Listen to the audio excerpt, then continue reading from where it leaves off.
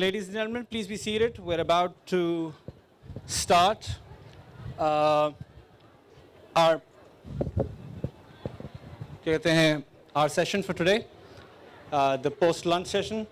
The moderator for this session would be, of course, well-known Mrs. Navid Shahzad. She's an actor, a poet, a journalist, and a television pioneer. She's taught English literature at the Punjab University for 3 decades and has been the head of the Pakistan School of Fashion Design for 5 years, following which she was the Dean of School of Liberal Arts at Beacon House National University, Lahore. So, without further ado, Mrs. Navid.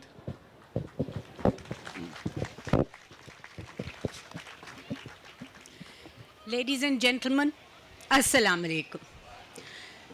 Please don't be misled by the appearance of this man sitting next to me in his peach-colored trousers and his affable guy next door kind of looks. He's a very dangerous man in a very dangerous country for journalists. None other than Mohammed Hanif.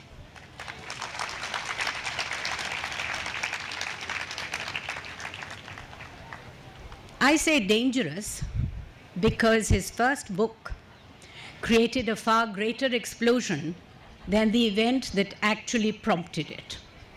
I refer, of course, to the case of exploding mangoes. Hanif, you called it a journalist's revenge. Why did you say that about it? That was a long time ago, I guess, and I think it was the first book I had written. So as a journalist, you're used to asking people questions. So this was the first time I was being asked questions. And of course, one is not ready because one just thinks that one will write a book, get some nice reviews, sell some books, and then go on to write another one. But then, journalists and other people start asking you questions about why did you write it, what is true and what is false in this. So you start making up answers. Like on the spot, people say that, oh, what was this and why did you do this? So, and I think वो fiction सारा झूठ होता है ना, तो आपने 4-5 साल तक वो झूठ बोला होता है अपने आप से. तो उसकी आदत सी पड़ जाती है. So whenever somebody asks you something, you make something up and kind of tell them that this is what I was trying to do. But I think as a journalist, we never find out. Like, we've had kind of pretty big tragedies in this country, and not very many people think that General Zia dying was a big tragedy. But still, it was a national event. We lost like 8-9 of our top generals, the US ambassador, and lots of other people whose names we don't remember. We don't know. So as a journalist, I was trying to kind of investigate, you will go and talk to retired generals, or you will get an appointment with General Hamid Gul, or you would like try and talk to somebody in the State Department that, sort of the 10-20 years later, these kind of things usually come out. But I realized pretty quickly that there was no way that I was going to find out that who had actually done this huge favor to our nation, who had killed General Zia. And nobody was interested in finding out, and people who had done it had a sort of done a pretty good job of covering it up. So I realized that there was no way I was ever going to find out the truth. So I said, so when nobody knows the truth, you can just go ahead and make up your own truth. So I think that's why I might have called it a frustrated journalist's revenge. Yeah. But the irony is that sometimes you can state certain truths with fiction that you can't with facts. So much of it was made up, but so much of it we thought about and thought perhaps it could be. For that matter, that general who came up to you and put his hand on your shoulder and said, "Son, wonderful, right? How did you get all the news?" And you felt very queasy about it because these are the guys who are supposed to be in charge. Yeah. Yeah, totally. So we kind of believe any old shit. I mean, basically, you tell them. I mean, we watch TV. We look at our newspapers. I mean, and they're basically full of a lot of fiction is kind of written in our headlines. So, which is a dangerous thing. It's not a good thing. Well, now that you mention it, you're a novelist, 2 books to your credit. We'll talk about the other one a little later. And of course, your wonderful career of journalism. Now, to me, they're really 2 opposite ends of the spectrum. How do both live in the same skin? Oh, it's quite simple. I mean, I'm sure you taught English, but you've done very many other things also, haven't you? I mean, you were an actor and you were. So I think what happens is that you're doing journalism in Pakistan, and chances are that pretty soon you will start to think that what the hell is this job? What am I doing day after day, day after day? It's kind of that I'm reporting like a carnage after carnage after carnage after carnage. What kind of way is that to make a living?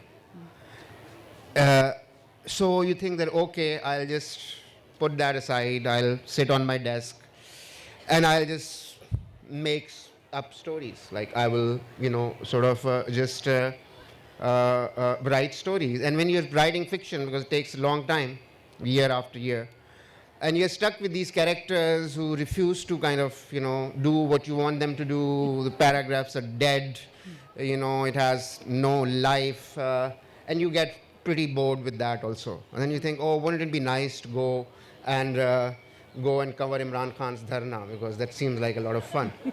So you get out of your house and you kind of go and do that. But journalism in Pakistan is, I mean, we watch TV and we forget, but it's a pretty grim job being a journalist in Pakistan. I mean, a friend keeps reminding me that no writer in Pakistan is of any worth, because none of you have been put into jails, none of your books are banned, nobody's killed you, which is kind of valid criticism, that obviously all of what you write is irrelevant. But then you look at the other lists, and we kind of tend to forget that lots of journalists every year get killed in Pakistan. Well, it is one of the most dangerous places for Pakistan anyway. Does that deter you? Of course, it deters everyone. You kind of you have to think twice before you open your mouth. You have to sort of write and then read it again, and because it's not just that we keep blaming the government and the agencies and whosoever, but our society, I think, is not very forgiving if they don't like what you have to say. And this kind of reminds me when I did my first job in journalism here in Karachi in Newsline. So none of my family members were kind of into in this kind of thing. So my late mother, so I took this, I'd done this, what I thought was a brilliant cover story about Karachi violence. And it was obviously full of like really gory pictures of dead people, injured people, riots. So I was just showing it off to her that, look, this is my name. And she couldn't read, so I was like telling her, this is my name, Mohammed Hanif, and this is the story that I have 6-page long feature. And she kind of went through it. She looked at the pictures, and she asked me, can you really make a living printing dead people's pictures? And sometimes when I kind of think about journalism these days, I'm kind of reminded of her words, that sometimes our profession is kind of reduced to doing that. Possibly. But talking about your writing and your irreverence, that's the only word I can think of, for the so-called establishment, where you're challenging holy cows all the time, and stereotypes for that matter. You are something of an anomaly, being very well versed in Urdu as well as English. And you have something quite cogent to say about language and bilingualism. So with your permission, I'm going to read a little bit of what you've written. This is what Hanif has to say about being bilingual. Look, unlike you posh brat who can only read and write in English, I can read Urdu. I can write Urdu. I can also read ancient Punjabi texts and sometimes borrow ideas from them. But why would someone boast about their ability to read and write in their mother tongue, Punjabi in my case, or express themselves in Urdu, which is the national language of Pakistan? I guess one is tempted to show off because most people in Pakistan who write in English, novels, journalism, cannot pick up a newspaper in their local language and tell what yesterday's riot was all about. Their subject matter, their characters, their setting are all from here, except the language. It's not their fault. They went to good schools, sometimes schools so good that the main purpose of the education was to ensure that none of the local languages or cultures should pollute their talents. When I was growing up in Pakistan, the complete inability to read or write in your mother tongue was a prerequisite for upward mobility. There was a historical precedent for this. Pakistan's founding father, a self-made aristocrat, Muhammad Ali Jinnah, could barely string a sentence together in Urdu, a language that he went on to impose on Pakistan as its national language, with tragic consequences. The most influential Pakistani politician of our times, the late Benazir Bhutto, spoke no Urdu when she started her career, but later delighted her followers by endlessly and recklessly improvising in that language. For a long time, there was an unwritten rule that if you wanted to rule Pakistan, you must not speak any of its languages, or speak them like a well-meaning foreigner. So if I say you're irreverent, that is just one example of it. लेकिन लोग सीख लेते ना, जैसे इमरान खान तो अब अच्छी उर्दू बोल लेते हैं. अल्ताफ भाई की उर्दू पे भी कोई गलती नहीं कर सकता. I think times are changing. Times are changing और अभी हम आपकी उर्दू की तरफ भी आते हैं थोड़ी देर में. आप बच नहीं सकते हमसे. Now, to my mind, as a teacher of literature, first you write this very dark, cynical book about one of the greatest events in our history. And then you write a second book, which is a love story. It's nothing less than that, to my mind. I mean, the only Alice I knew was the one who disappeared down a rabbit hole and met all kinds of strange creatures. But this Alice, the one that you introduce us to, is a different Alice altogether. Alice Bhatti, no less. Now, what made you go from that book to this one? And is it really a love story? Well, I think the simple answer would be कि बचपन से ही शौक था love story लिखने का. But I always thought that even my first book was a love story. But since love happens between two boys, everybody is reluctant to call it a love story. So it's easy to call it a political book. So we kind of pretend like, sort of the man cannot love a man in our country at least. Whereas we know that try traveling on a bus as a young man and try what happens to you. So yeah, I think the first one was, you might have noticed, was almost entirely set within these sort of, within cantonments, within kind of army barracks, within aeroplanes and those lovely things that they have, torture cells. Yeah. And after having spent that much time with the Fauji's, I thought I'll give a civilian life a try and see if this lot is any better. So So yeah, I wanted to write like a contemporary love story set in Karachi. And when I started out, I was hoping that it would be a very light-hearted, sort of story with kind of lovely, beautiful people saying beautiful things to each other. But this being set in Karachi and this being modern Pakistan, or just blame my kind of perverted imagination, by the time I was on the fourth page, people were just being very, very cruel and nasty to each other. So I don't quite know how that happened, but that was not my intention. I really wanted to write a very positive, life-affirming story, but But you ended up with such a curious cast of characters. I mean, there's Alice Bhatti, who is a Christian nurse in a government hospital.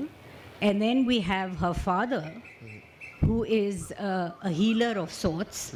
And yet he's the one who actually cleans all the gutters and so on.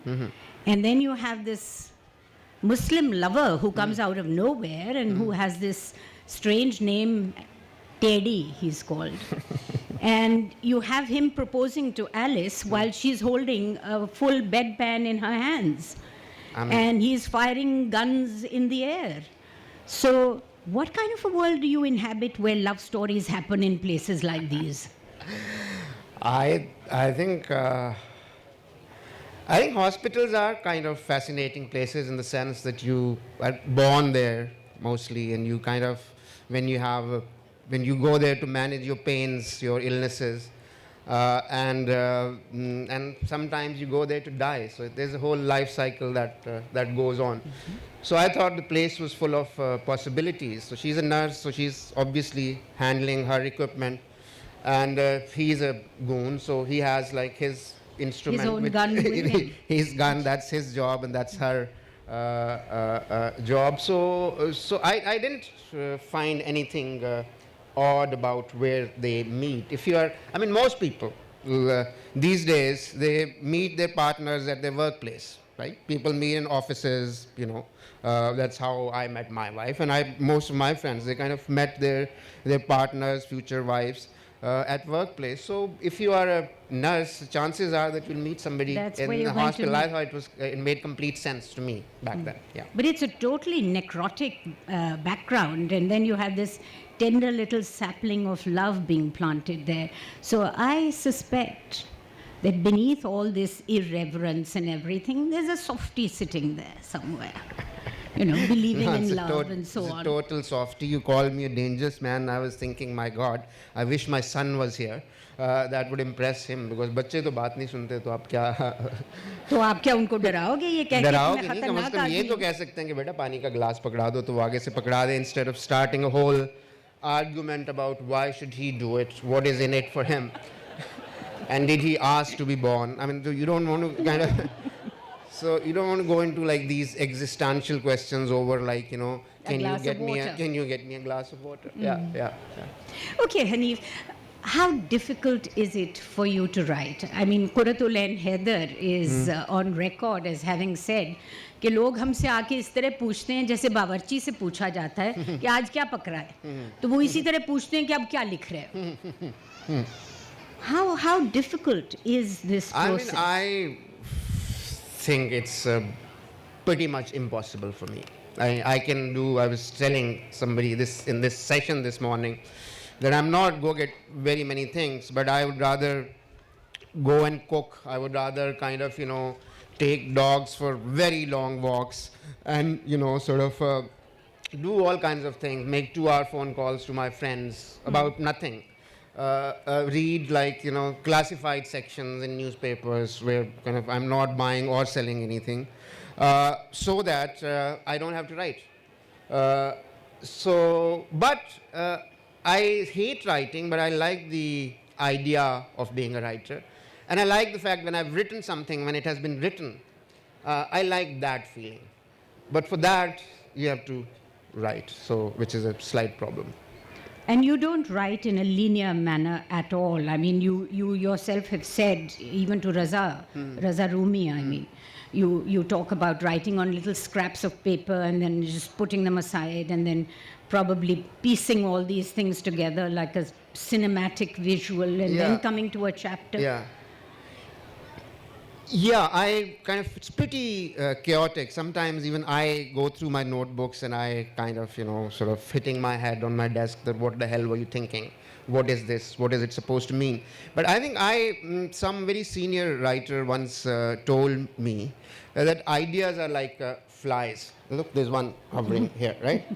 Now, if I don't swat it, it will go away and it won't come back. It'll be lost. It will be gone forever, and that fly that comes, that won't be that fly, although it will look similar. So I think if you or some of you are I'm sure, writing or want to write, so I think it's a good practice to have a notebook and jot down random stuff. And maybe it won't be useful later, but chances are that if you had a fleeting idea, a thought, you saw something that struck you, and it has no relevance for anything. But if you note it down, one day it will kind of, it'll fit into the jigsaw puzzle. It'll fit into something. So, ladies and gentlemen, there's something to be said about swatting flies. Now, I know that one of your great influences has been Abdullah Hussain with his Udas Nasle and Asmat Chughtai, and of course Manto. With your permission, I'd like to read to the audience what your views on Manto are.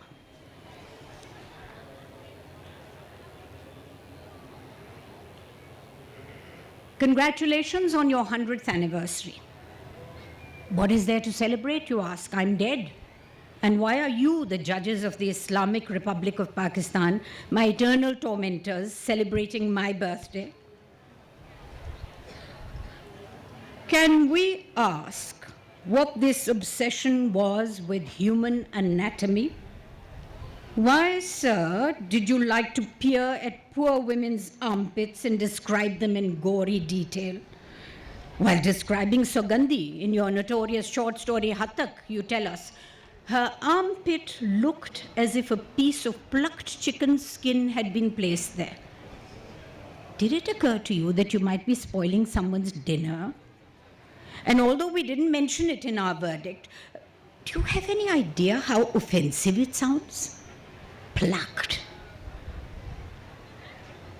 You seem particularly puzzled that why our honorable courts would object to your short story called Kali Shalwar, in which you're down on her luck prostitute, again a prostitute. I think we need to update you on that. Sultana wants a black shalwar to observe Muharram. We didn't have a problem with the fact that she wanted to observe Ashura, although that would be a problem now. She might get killed before she can score that shalwar, and you thought you lived in turbulent times. It's all about shalwar, stupid.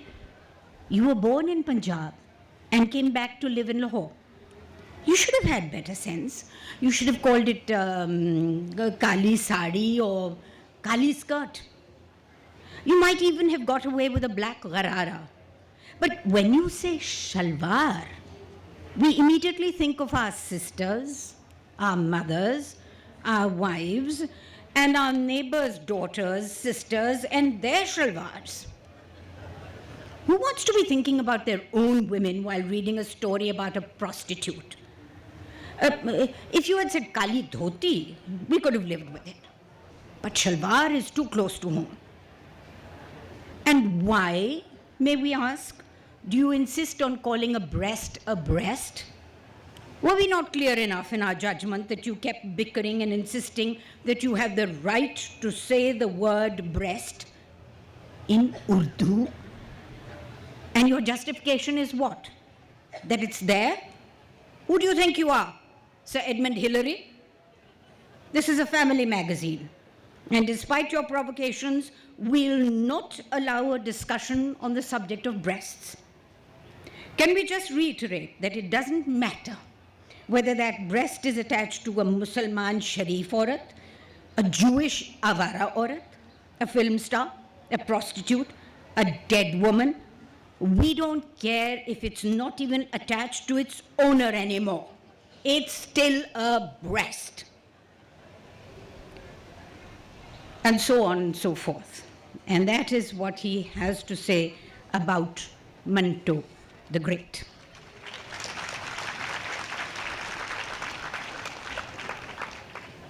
I have a question for you, Hanif. In this wonderful love story that we've talked about, Alice Bhatti and so on, you have a fetish with boobs also. You talk about Alice Bhatti's boobs like two puppies cuddling together. So what's this all about? Female anatomy? I think I'm more into puppies. I think I have not with the. Yeah, I think every writer who's kind of ever written about anything like this is always regrets it later. So yeah. Do you regret? Yeah. I should have just stuck with the puppies and kind of found another way of saying this. Yeah. Like our classical idea of comparing them with fruits. Yeah, there's all these fruits that our classic poets have been kind of comparing them to. So you should just go to a fruit shop and pick sort of whether you want an orange or a watermelon or whatever. It's a silly business. One shouldn't get into it. No, Let's one not. shouldn't. He has this irrepressible sense of mockery which he uses all the time. And I have one tiny नहीं little... बच्चे बैठे हैं छोटे impressionable ऐसी बच्चों बातें के नहीं लिए आप करनी 4-letter word सारा वक्त इस्तेमाल करते हैं. आप कहते हैं वो आपका retirement plan है to ensure that people keep reading your books. But we'll come to that later. We have an excerpt now from some of his Urdu writings where he talks about something that you and I have thought about for a long time, have not written about, have spoken about it, but have done nothing about it. So with your permission, जब आप अपने आप को पाकिस्तान का शहरी साबित करने के लिए शनाख्ती कार्ड का फॉर्म भरते हैं तो आपसे एक सवाल पूछा जाता है जो दुनिया के किसी और मुसलमान मुल्क में किसी और मुसलमान शहरी से नहीं पूछा जाता. आपसे ये तो नहीं पूछा जाता कि आपकी दिमागी सेहत ठीक है, आपके हाथ पांव सलामत हैं, आप चोर हैं या स्मगलर, जिंदगी में कितने रेप किए हैं, कभी टैक्स दिया है या नहीं, जिना को कायदे आज़म मानते हैं या काफिर आज़म, बच्चों को स्कूल पढ़ाते हैं या भीख मांगने के लिए बाजार में छोड़ते हैं, शरीयत मानते हैं या सोशलिज्म, पाक फौज को कौम का सरमाया समझते हैं या कौम के सरमाए का चोर. आपसे ये नहीं कहा जाता कि साबित करें कि आप हिंदू, ईसाई, पारसी, सिख या बुत परस्त नहीं हैं. लेकिन हलफनामा जो शनाख्ती कार्ड के फॉर्म में है और जिस पर 25 साल से ज़ायद अरसे से आंख बंद करके कभी अपने दस्तखत किए, कभी अंगूठा लगाकर सिद्क़े दिल से भर रहे हैं, वो सिर्फ़ और सिर्फ ये है कि मैं अहमदी नहीं हूँ, मैं कादियानी नहीं हूँ, मैं उनके ज़ैली फ़िरक़े लाहौरी ग्रुप से भी ताल्लुक़ नहीं रखता. So, talking about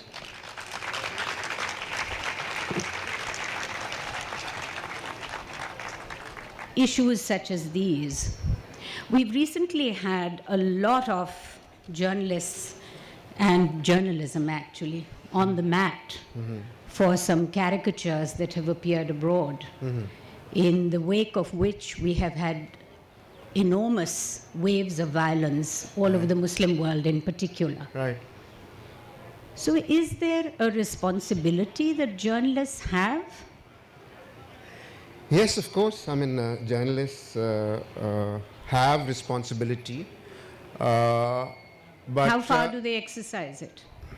Where? In Pakistan? No, generally speaking. It's I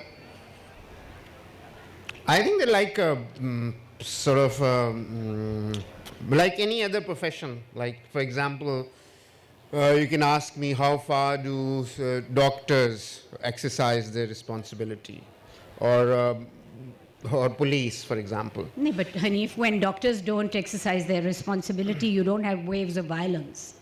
Well, when doctors don't exercise the responsibility, people die.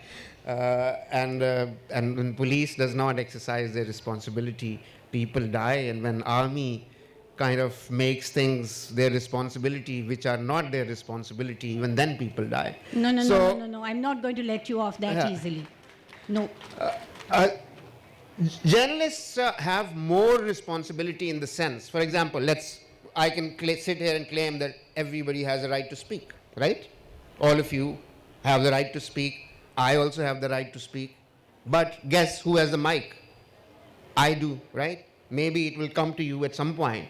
But right now, mostly, I'm the one who is speaking. So journalists, obviously, they're on TV, they're like in your newspaper. So that sense, of course, they have a much bigger sense of responsibility. You can write a letter to the editor, for example, it's his, he might or might not publish it, but then as an editor, he is more responsible because he kind of, puts that headline, chooses that picture, Yeah. and mostly decides what not to publish. Yeah. Because a It is lot of the negative. stuff that does not go into the paper does not make it to our TV screens, and I think that is as important as sort of as when we are exercising our right to speak, because there are points when not just I'm not just talking about one or two. As a journalist, I take this responsibility. That our media, sometimes just refuses to see what's staring them In the face. in the face. I think last year, a year before last, a gentleman called Mama Kadir was here. He did a session here. I had written some stories. So he starts marching from Quetta. Quetta. He comes to Karachi, paddle, on foot, right? No shortcuts. Then he stays here for a few days. He goes all the way to Islamabad. Now, anywhere else in the world, you would think that this is a pretty damn good news story, because this has never happened in Pakistan or in the subcontinent even. It's the longest march. And you would think that he's a pretty decent guy. He's not violent. He's not saying that I'll blow up this country. He's basically asking that, look, you guys have picked up our kids. These are the documents. These are the court orders. Give us back our kids. You can't be more decent than that. Did anybody see him on the media? Maybe one TV channel, there was an odd report somewhere, maybe inner pages of newspaper. So I think as a whole, kind of what we choose to ignore also tells A great deal about who we are and where we come from and where we are headed. For that matter, Mama Kadir has been protesting for 1,850 days. How many of you have even heard about it? And to Muhammad Hanif's credit, he has written a wonderful little pamphlet, which again, very few people have come across. It's about the missing Baloch and the one who is not. It's 6 stories that he's picked up from people that he's interviewed and talked about, and people who have loved ones missing, somebody's father, brother, son, husband, and so on. Now, I agree with you that it is up to the journalist or the journalist community to select what they choose to write about, what they choose to put on the back burner. But I fail to understand why, on a human level, when you have a story such as this, we pick on tragedies like Peshawar, as we should, and we pick on stories in Sharagpur, as we should. Why not Shikarpur? Why not then pick on stories about Mama Kadir and the missing Baloch? There's got to be more than just editorial censure there. It's the same thing. I mean, I'm sorry to remind you, some of you are probably kids, don't even remember much of it, or we haven't read, I mean, what happened in 1971. I mean, right till the last kind of day, we were just saying that we are kicking their ass and they're kind of some troublemakers and we'll sort them out tomorrow, right? And even today, that was like what, 40 years ago, and even now, what we debate about is, what the number of women raped, was it 1 million or was it 200,000? Because, you know, these bloody Bengalis, they lie. They're saying it was 1 million or 2 million, whereas it was 200,000. So I think it's the same, exactly the same mindset that was at work there. And I think it's the same mindset which is at work here, because Balochistan, as far as we are concerned, we always taught in our newspaper headlines and in our textbooks that, oh, वहाँ पे बड़ी मादनियात हैं, उसके नीचे बहुत सोना है, उसके नीचे बहुत गैस है, और बहुत वो है. Ask them after that, okay, what else? Who lives there? How do people live? What do they want? How did it become part of Pakistan? I'm sure 90% of people have no idea. So in our imagination, it's some kind of distant, far-off place where we get our gas from, and we don't really care about anything else that happens there.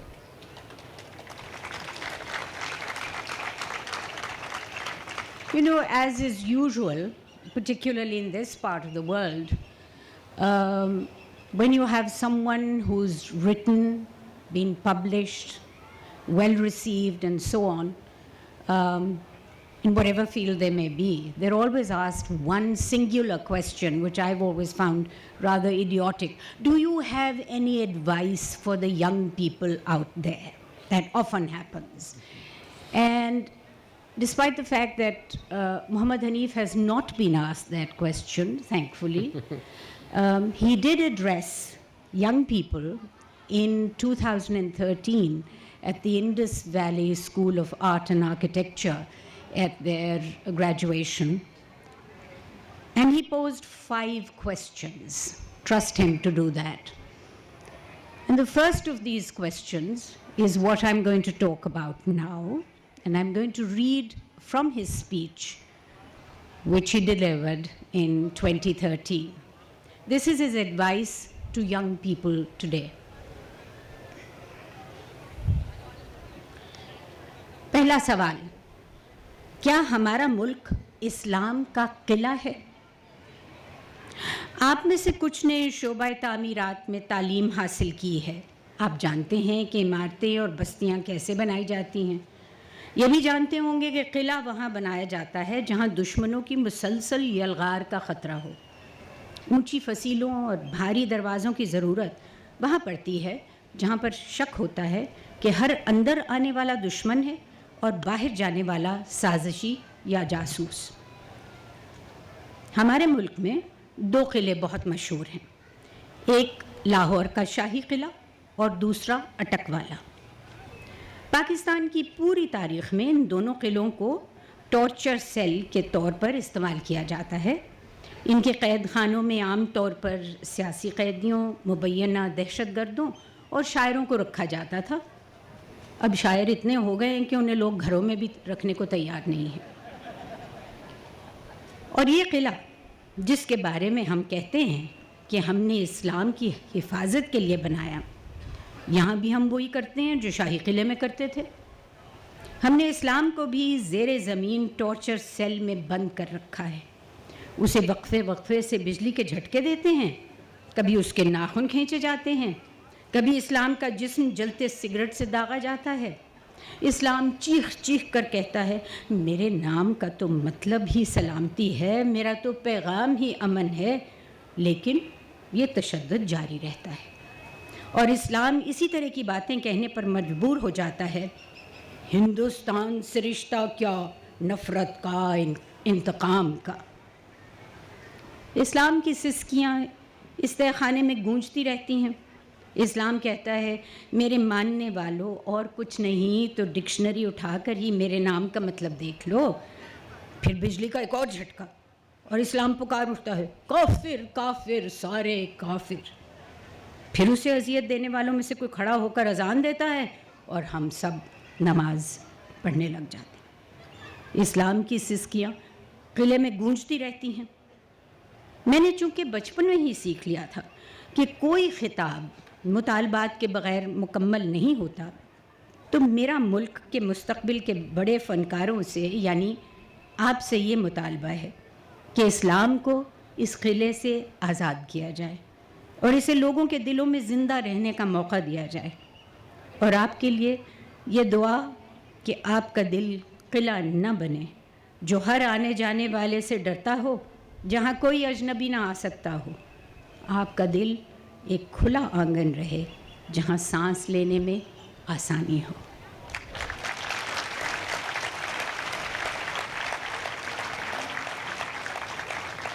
I believe there's no truer message that could go across to people young and old. And I think that on this particular point, I'd like to stop and see if there are any questions from the audience for Mohammed Hanif Saab. Ji. Is there a microphone that you can hand out there? Just a minute, Ji.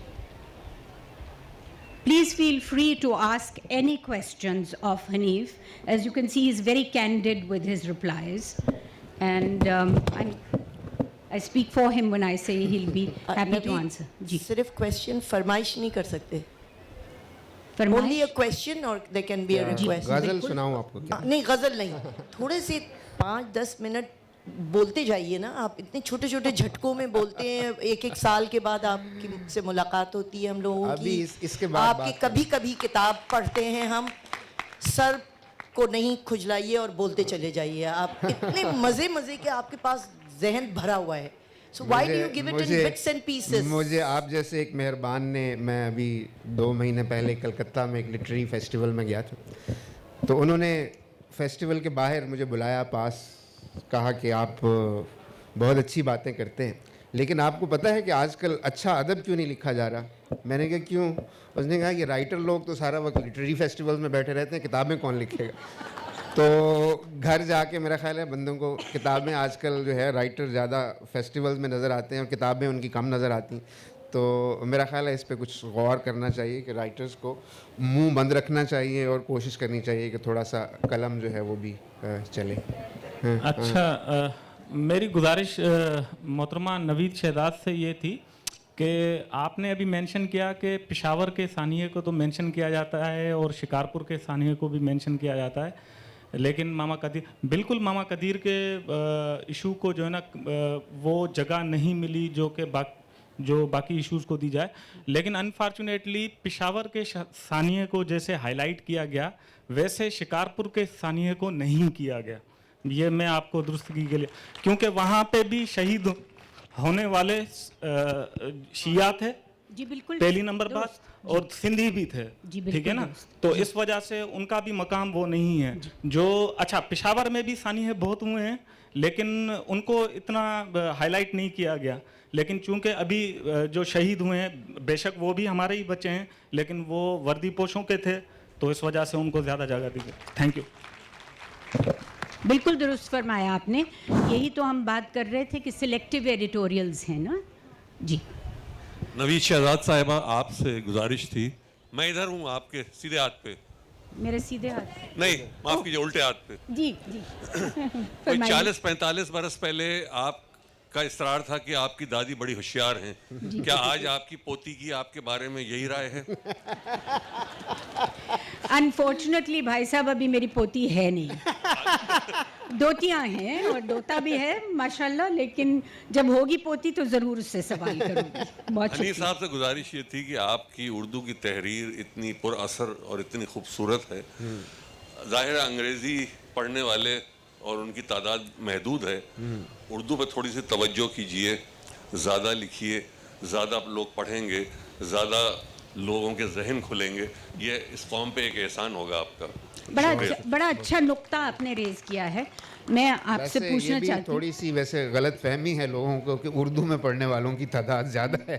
اس میں بھی جو ہے اگر آپ کہیں سے کچھ facts and figures لے کے دیکھیں تو پڑھنے والوں کی تعداد لیٹس ایگری کہ کم ہے, ہر زبان میں کم ہے. میرا خیال ہے سندھیوں کو کچھ زیادہ عادت ہوتی تھی پڑھنے کی. اب میں گیا نہیں کافی دنوں سے, تو مجھے نہیں اندازہ کہ وہ پڑھ رہے ہیں یا نہیں پڑھ رہے ہیں.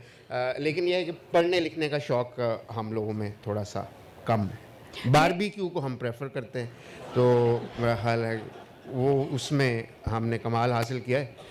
تو لیکن ٹھیک ہے, ہر قوم کا اپنا اپنا فن ہوتا ہے. جی لیکن میرا خیال ہے کہ جس طرح یہ ایک رجحان شروع ہوا ہے لٹری فیسٹیولز کا, اس سے بہت ایک خوش آئین بات یہ ہوئی ہے کہ بہت سے نوجوان لوگوں نے یہاں آنا شروع کر دیا, اور رفتہ رفتہ میں نے دیکھا ہے کہ کتاب خریدی جاتی ہے اور پڑھی بھی جاتی ہے.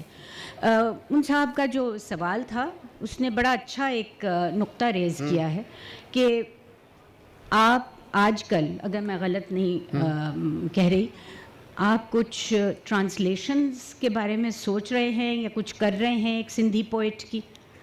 ہاں, وہ ہمارے ایک دوست سے میں نے کچھ کی ہیں انگریزی میں ترجمہ, ان کی کچھ نظمیں, وہ چھپی بھی ہیں 4-5, لیکن وہ ایک دوست کے ساتھ مل کے کی, میں نے اکیلے نہیں کی وہ اپنا.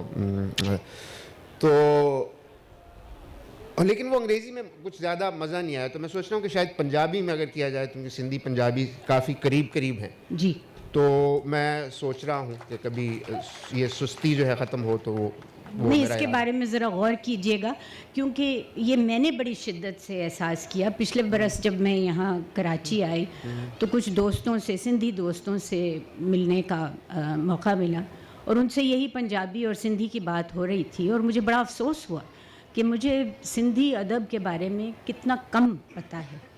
اور میں سمجھتی ہوں کہ اگر ہم پاکستان کے اندر ہی ایک دوسرے کی زبانوں کا ادب ترجمہ کر کے پڑھنا شروع کر دیں تو شاید یہ ایک پہلا قدم ہو یکجہتی کی طرف.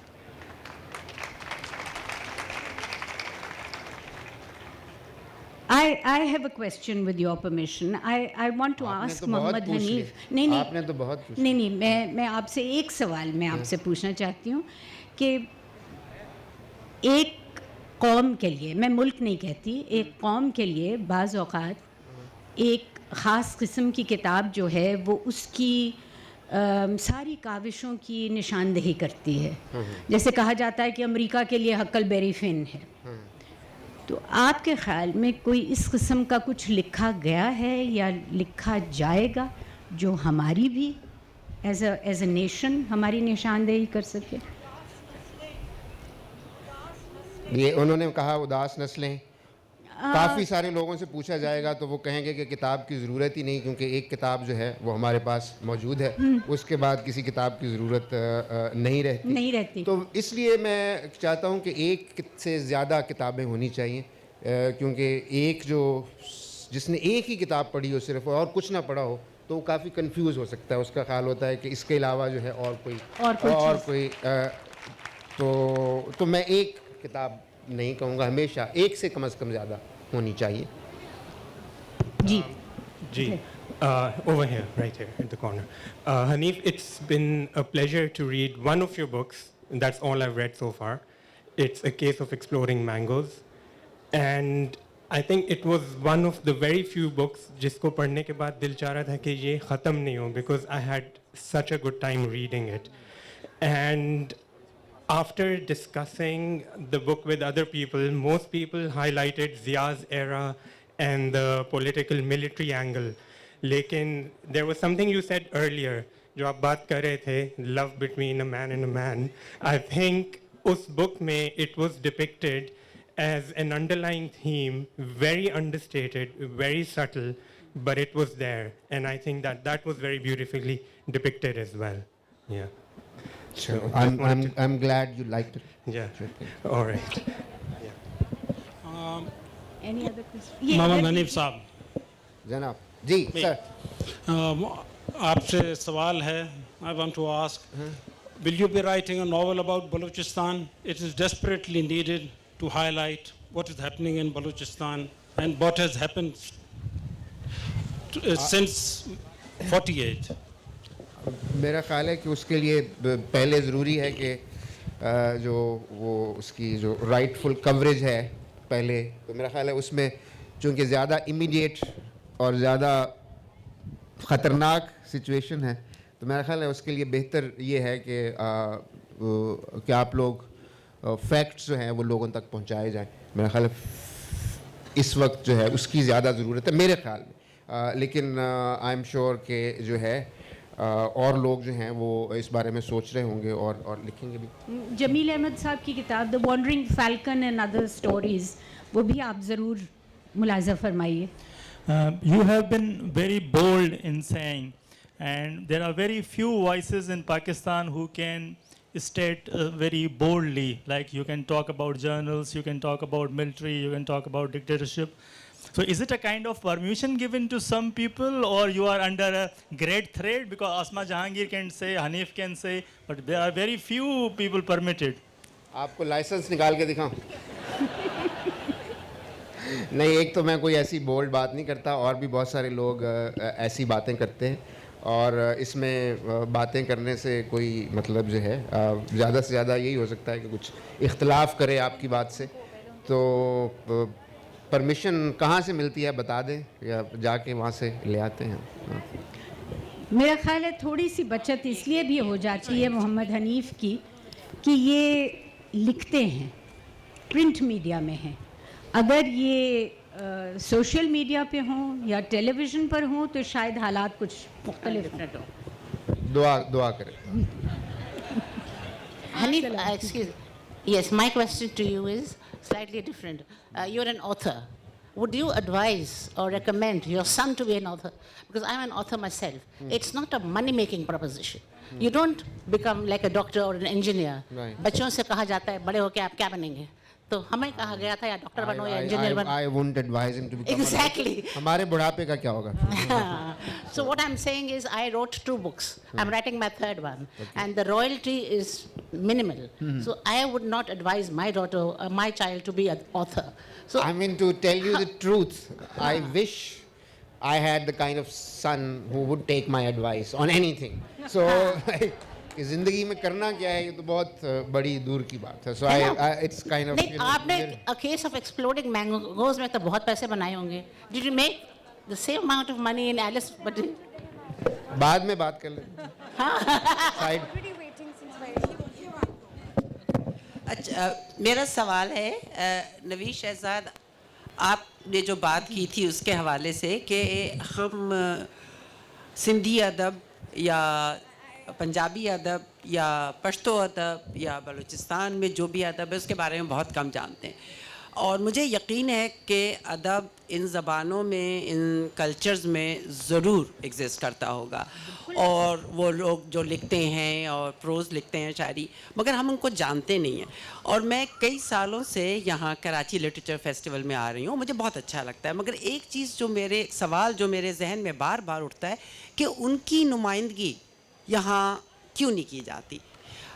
وہ بہت بڑے بڑے نام شاید نہ ہوں، یا میں ان کا نام بھی نہ جانوں، وہ میری اگنورنس ہے، مگر مجھے کم سے کم موقع تو ملے کہ جو لوگ ان زبانوں میں جو بھی کام کر رہے ہیں اس سے مجھے کچھ پتہ تو چلے، میں جانوں تو میرا یہ خیال ہے کہ ہمیں یہ ایسے فورمز جو ہوتے ہیں کوشش کرنی چاہیے. پتہ نہیں میں یہ سوال آپ لوگوں سے کیوں کر رہی ہوں، مگر میرے ذہن میں سوال آیا کہ یہاں پر ان لوگ کی نمائندگی بھی ہونی چاہیے تاکہ ہمیں ان کے کام کے بارے میں بھی پتہ چلے. اردو کا تو بہت پتہ چل جاتا ہے، انگریزی کا بھی، مگر یہ ہماری دوسری زبانوں سے ہم محروم ہیں.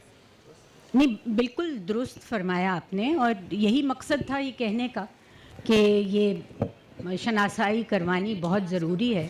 اور میں سمجھتی ہوں کہ یہ نیشنل کوآپریشن جو ہے اس سے بہت حد تک اس میں بڑا فائدہ ہو سکتا ہے. تو ہم فیسٹیول کے جو آرگنائزرز ہیں ان سے ہم آپ کی ریکویسٹ جو ہے وہ فارورڈ کر دیتے ہیں. بہت اچھی بات. Over here down. آپ دونوں سے میرا سوال ہے کہ کافی کلیشیڈ ہے لیکن ایجوکیٹڈ یوتھ ہے جو پاکستان کی، ان دونوں کو آپ کا کیا میسج یا کیا پیغام ہوگا؟ شروع ہو جائیں. شروع ہو جائیں. میرا میرا یہی پیغام ہے جو ان کو سنگر ہیں ان کا کیا نام ہے جو شہزاد رائے کا جو پیغام تھا کہ لگے رہو. I have a question. Can I ask you, Hanif? Yes, sir. Your second book, Fatima. My Christian friends didn't think you got that right. Okay. And being half Christian myself, being convent educated, Right. the Christianity that I know didn't appear in your book. Okay. I've noted. I sort of. Next time I'll try harder. Hello, sir. हर माण्हू में चोर नचे थो, हर माण्हू में मोर नचे थो. Does this couplet really have a meaning for you that you put it on the front page of your book? It's beautiful. And it was by a friend who died very young and suddenly. So I think it's quite beautiful. Don't you think so? Yeah. Hanif साहब, आपकी किताब से सब इतने मुतासिर हुए पहले वाले से, और उसके बाद आपने सिर्फ 2 बल्कि 1.5 किताबें लिखी हैं. ये क्यों है? बस ये अभी जाते ही लिखना शुरू कर रहा हूँ फौरन से पहले. शुक्रिया बहुत. My reference is to Navid Shahzad. Are you getting my voice? Ji, I'm getting your voice, but I can't. Yeah, I'm here. Ji. Yeah. Ji. I'm from Washington, D.C. Ji. I've been to a seminar, international seminar on curriculum planning and course designing in comparative literature at Khairpur University earlier this month. And in my keynote address, I proposed that if a student does an MA in Urdu, he ought to have an additional paper, compulsory additional paper in one of the regional languages here. हुआ ये है कि उर्दू और अंग्रेज़ी दोनों ने आसपास की लिसानी अक़लियतों से बिल्कुल नाइंसाफ़ी की है. ये एक इम्पीरियलिस्टिक एटीट्यूड रहा है इन 2 बड़ी ज़बानों का कि आसपास की ज़बानें जो इनकी हैं, हिंदुस्तान में भी ऐसे ही हुआ है, आसपास की बड़ी ज़बानों को पनपने नहीं दिया गया. तो कोशिश ये हो कि इसको करिकुलम प्लानिंग और कोर्स डिज़ाइनिंग की सतह पर, यानी निसाब साजी की सतह पर इसको यकीनी बनाया जाए कि कोई भी MA करे तो उसके लिए एक पर्चा इसेंशियल आसपास की किसी लिसानी इकाई से होना चाहिए. इसके बारे में आपका क्या ख्याल है? देखिए, मैं तो ये समझती हूँ कि सबसे पहले तो मादरी ज़ुबान में पढ़ाना चाहिए बच्चे को, और मैं चूँकि पंजाबी हूँ तो मैं चाहूँगी कि हमारे बच्चे पंजाब में पहले पंजाबी में पढ़ें, उसके बाद फिर दूसरी जो लैंग्वेजेस हैं वो इंक्लूड की जाएं. देखिए, ये बड़ी कंट्रोवर्शियल बात है जो आप कर रहे हैं, क्योंकि आप अस्यूम कर रहे हैं कि आपके पास असातिज़ा भी होंगे उस लेवल के जो कि ये पढ़ा सकें. तो पहले तो आप एक काडर ऑफ टीचर्स जो है वो तैयार कीजिए जो ज़ुबान से बच्चे को भगाएं नहीं, उसको मद्दू करें उसकी तरफ. उर्दू हमने क्यों नहीं सीखी? वो इसलिए कि it was taught so badly, it was so boring. उसका निसाब इस कदर दकियानूसी था कि जी नहीं चाहता था पढ़ने को. उसके बरक्स एक ऐसी ज़ुबान जो हमारी ज़ुबान नहीं है, वो हमने बड़े शौक़ से हमने उसको अपनाया. ठीक है कि वो एक राज का एक रेमिनेंट था और वो हमारी हम मानूस थे उस ज़ुबान से. ये इंडिया में भी बड़ी कंट्रोवर्सी हो रही है इस बात पर. वहाँ पर स्कूल्स में कोशिश की जा रही है कि Sanskrit should become compulsory. Now, I don't want to go into the bigger picture of the political fallout of having Sanskrit as a compulsory language. उसमें भी बड़ी कबाहतें हैं, और फिर फाइनली फ़ैसला ये हुआ है कि 3 ज़ुबानें सिखाई जा रही हैं स्कूल में. संस्कृत को एज एन ऑप्शनल सब्जेक्ट ज़रूर ऑफ़र किया जाए. तो ये इस तरह की जो पॉलिसीज़ हैं, इसमें बहुत सी चीज़ें पहले देखनी पड़ती हैं और फिर पॉलिसी को राइज करना चाहिए, ना कि पहले पॉलिसी राइज कर ली और फिर you take your backward steps. But I agree with you in principle, I agree with you. Mohammad Hanif sahab से एक वो कह रहे हैं टाइम ख़त्म हो गया. जी, ये लास्ट सवाल ले लीजिए. मेरा सवाल भी उतना ही मुख्तसर होगा हनीफ साहब जितना आपका जवाब होता है कि यूसुफी साहब ने लिखा है कि जब लिखने वाला ज़्यादा पढ़ने लगे तो वो अय्याशी कर रहा होता है. कहाँ पे तवाज़ुन है, ये बताइए. नहीं, बिल्कुल दुरुस्त फरमाया है यूसुफी साहब ने. और ये है, अय्याशी करते हैं हम, और आप लोगों को भी करनी चाहिए. کتابیں پڑھی ہوئی آئیں, کچھ خریدیں تاکہ گلشن کا کاروبار چلے. بہت شکریہ. Thank you very much. Thank you Hanif. Thank you so much.